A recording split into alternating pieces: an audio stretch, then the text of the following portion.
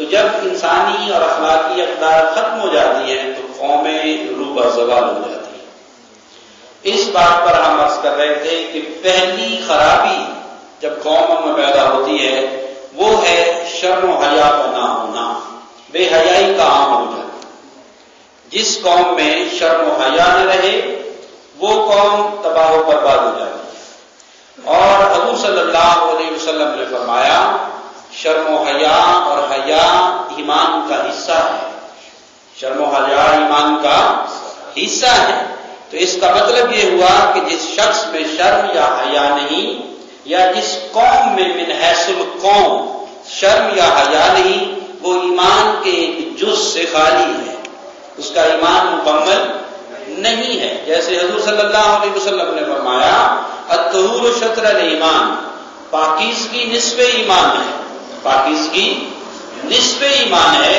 جو شخص پاکیزہ نہیں ہے، صاف ستھرا نہیں ہے، جیسے حضور صلی اللہ علیہ وسلم فرماتے ہیں کہ جمعہ کے دن غسل کرنا مستحب ہے، سنت ہے، تو کم از کم مسلمان کے لیے ضروری ہے کہ وہ 7 دن کے بعد جمعہ المبارک کو غسل کرے، اپنے آپ کو پاکیزہ کرے۔ 5 وقت جو نماز پڑھتا ہے یقیناً وہ پاک اور صاف ہے۔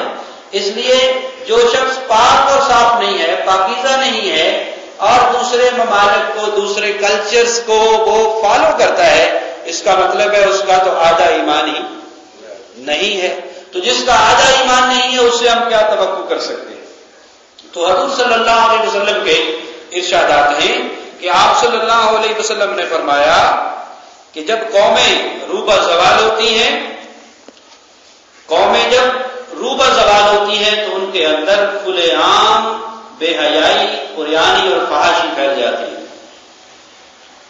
کھلے عام ہر کوئی اپنی ننگی آنکھ سے دیکھتا ہے، ہر کوئی اپنی ننگی آنکھ سے دیکھتا ہے کہ عریانی ہے، فحاشی ہے، لیکن اس کے خلاف کوئی بات نہیں کرتا۔ اور حضور صلی اللہ علیہ وسلم ارشاد گرامی ہے کہ جب قومیں روبہ زوال ہوتی ہیں تو اللہ رب العزت بے حیائی کے سبب، فحاشی اور عریانی کے سبب انہیں مختلف عذابوں میں مبتلا کر دیتا ہے، اور جن میں سے ایک عذاب یہ ہے کہ اللہ کے نبی نے فرمایا کہ اس قوم میں ایسی ایسی بیماریاں ظاہر ہونے لگتی ہیں، ایسی ایسی بیماریاں پھر پائی جاتی ہیں کہ جن کے بارے میں ان کے باپ دادا نے کبھی سنا نہیں تھا۔ آج آپ دیکھ لیں ایسی ایسی بیماریاں، ایڈس ایسی ایک بیماری ہے کہ میرا خیال ہے 30-40 سال پہلے چلے جائیں تو آپ نے کبھی اس کا نام نہیں سنا ہوگا۔ کینسر ایک ایسی بیماری ہے، یا دیگر بلڈ سیلز کی ایسی ایسی، اسکن کی ایسی ایسی بیماریاں آ رہی ہیں، ظاہر ہو رہی ہیں کہ حضور صلی اللہ علیہ وسلم نے 1400 سال سے زیادہ عرصہ قبل فرمایا جب قوم حیا باختہ ہو جاتی ہے، قوم کے اندر حیا نہیں رہتا، شرم نہیں رہتا، تو اس وقت پھر ان کے اندر ایک عذاب یہ ہوتا ہے کہ انہیں اللہ رب العزت مختلف بیماریوں میں مبتلا کرتا ہے، اور ان بیماریوں کا نام ان کے باپ دادا نے کبھی سنا نہیں تھا۔ اور قرآن مجید اس بات پر شاہد ہے۔ قوم لوط جب بے حیا ہو گئی، حیا سے عاری ہو گئی، تو اللہ رب العزت نے اس کو تباہ و برباد کر دیا۔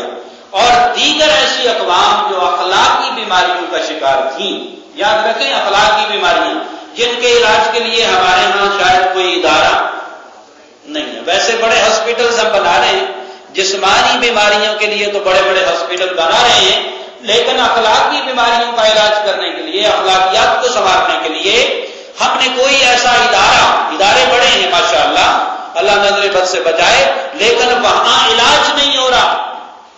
اور میرے مصطفیٰ کریم صلی اللہ علیہ وسلم نے فرمایا لوگوں انما بعثت لاتمم مکارم الاخلاق، حضور فرماتے ہیں میری بعثت کا مقصد یہ ہے کہ میں تمہیں اخلاق حسنہ سے آراستہ کروں، اخلاق حسنہ سے آراستہ کر دوں۔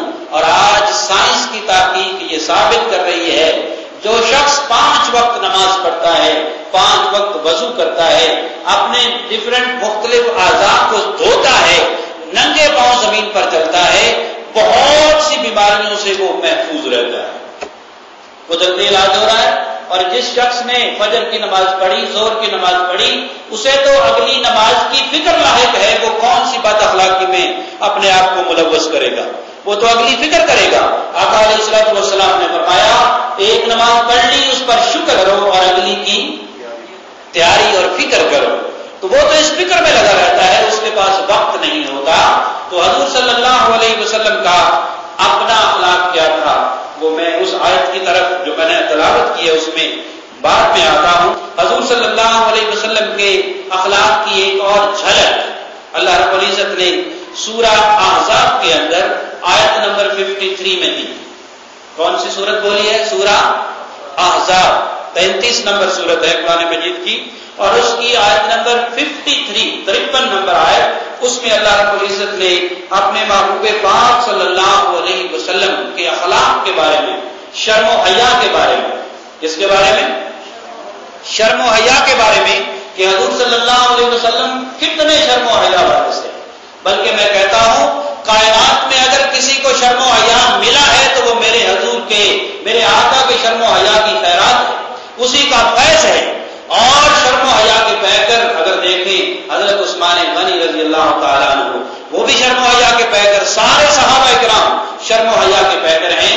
تو اللہ رب العزت فرماتے ہیں یا ایھا الذین آمنوا، اے ایمان والو، لا تدخلوا بیوت النبی، میرے نبی صلی اللہ علیہ وسلم کے گھروں میں داخل نہ ہوا کرو، الا ان یؤذن لکم الی طعام، ماں سوائے اس کے کہ تمہیں کھانے پر دعوت دی جائے، اجازت دی جائے۔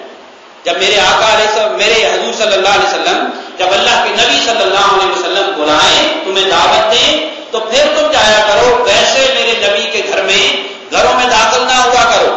یہ اگرچہ حضور کے لیے خاص ہے، لیکن قرآن مجید کی دیگر آیات یہ بتاتی ہیں کہ کسی بھی غیر کے گھر میں بھی بلا اجازت داخل نہیں ہونا چاہیے، یہ شرم و حیا کا تقاضا ہے۔ فرمایا پھر طعام کے لیے بلائے، غیر ناظرین اناہ، اس کے پکنے کا انتظار بھی نہ کرو، یعنی کھانا ابھی پکا نہیں، آپ آ کے بیٹھ جائیں۔ یہ کن کی تربیت ہو رہی ہے؟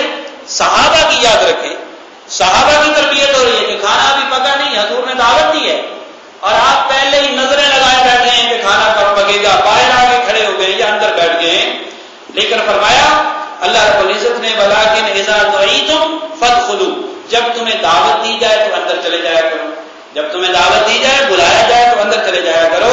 فَإِذَا طَعِمْتُمْ، تم جب کھانا کھا لو۔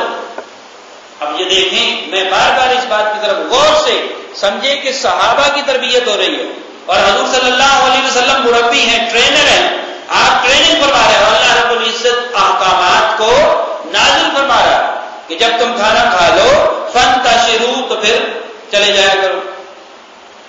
اب دیکھیں معاشرے کے اندر کیا ہو رہا ہے، ہمارے معاشرے کے اندر ان باتوں کا خیال نہیں رکھا جاتا، بیٹھ کے گپیں لگائی جاتی ہیں، اور یہ گپیں لگانے کا لفظ اللہ نے قرآن مجید میں استعمال کیا، فانتشروا ولا مستانسین لحدیث، آپس میں خوش گپیاں لگانے نہ بیٹھ جائے کرو، آپس میں خوش گپیاں لگانے، کھانا کھا لیا ہے اب چلے جاؤ۔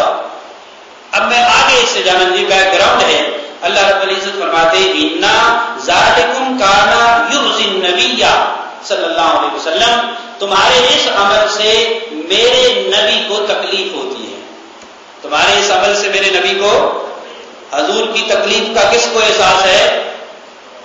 اللہ کو۔ کس کو احساس ہے؟ کس کو احساس ہے؟ یاد رکھیں پھر تکلیف کا احساس اسے ہوتا ہے جس کا تعلق ہوتا ہے، جس کو کسی سے محبت ہوتی ہے، اس لیے اس کی تکلیف کا احساس اس کو ہوتا ہے۔ اللہ رب العزت کو اپنے محبوب کی تکلیف کا احساس ہوتا ہے، اور قربان جائے ہمارے نبی صلی اللہ علیہ وسلم کو ہماری تکلیف کا احساس ہوتا ہے، ہماری تکلیف کا احساس ہوتا ہے۔ حضور صلی اللہ علیہ وسلم کے بارے میں سورہ توبہ میں اللہ نے فرمایا، اے میرے نبی کے صحابہ، غلاموں، جو چیز تمہیں تکلیف دیتی ہے وہ میرے محبوب پر بڑی بھاری گزرتی ہے۔ یہ ایک تعلق ہے، امت کا تعلق نبی سے ہے اور نبی کا تعلق اللہ سے ہے، اپنے خدا سے ہے، اپنے معبود سے ہے۔ تو فرمایا اس تمہارے عمل سے، بیٹھے رہنے سے میرے محبوب کو، میرے نبی کو تکلیف ہوتی ہے۔ اور آگے بات فرمائی فَيَسْتَحْيِي مِنْكُمْ، میرا محبوب بڑا شرمیلا ہے، بڑا حیا قرآن ہے، یہ کیا ہے؟ بولے میرا نبی بڑا حیا والا ہے۔ کس بات پر حیا کرتا ہے؟ وہ تم لوگوں کو کہتا نہیں کہ چلے جاؤ۔ اب دیکھیں کتنا حیا ہے، گھر بلایا